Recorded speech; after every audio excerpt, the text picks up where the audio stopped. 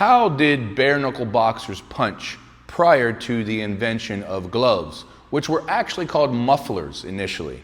But how did they punch prior to the invention of gloves? Was it the same as punching with gloves? And no, absolutely not.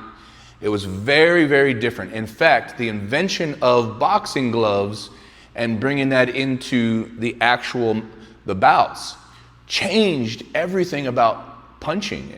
The way that they punched is very specific, and it is a lot like Wing Chun punches.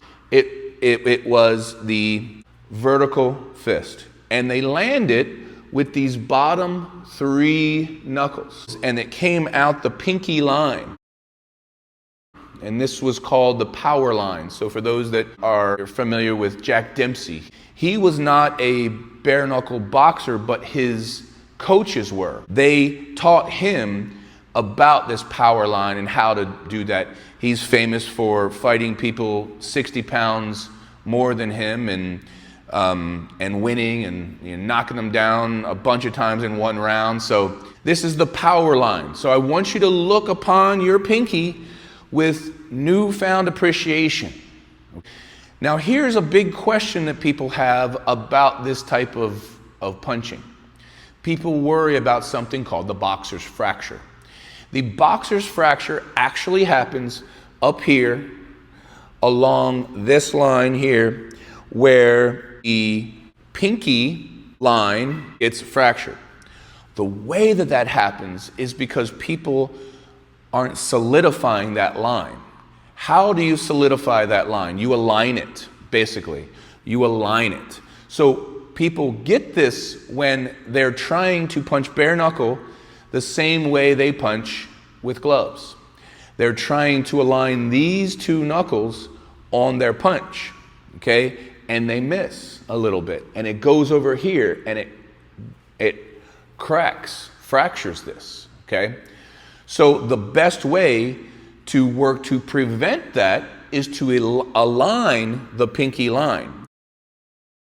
But that's exactly the reason that bare knuckle boxers also punched in this way, because they knew it was the safest way to also hit, in addition to a very grounded way to take on bigger, stronger opponents. Just a whole different kind of way of thinking of how to go about punching.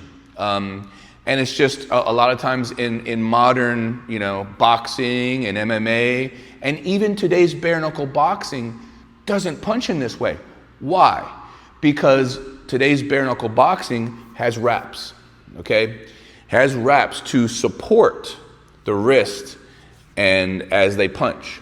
So original bare knuckle boxing never had wraps or gloves, right? They didn't have that. So they had to punch the safest way for the hand, and that is through this bottom 3 knuckles. Okay, so there you go. Let me know what questions you have. I know this information may be new to you, or maybe you've been taught something else, but this is the actual history of bare knuckle boxing, and it's one of the same reasons they used those 3 knuckles are the same reasons that Wing Chun practitioners use it as well. It just makes sense for bare knuckle training. I'm Sifu Adam Williss. If you're interested in my Wing Chun school, I have an online Wing Chun school at wingchunlessons.com. It's a whole thing. It's got several courses within the school, several levels that you get to, taking you all the way to higher levels.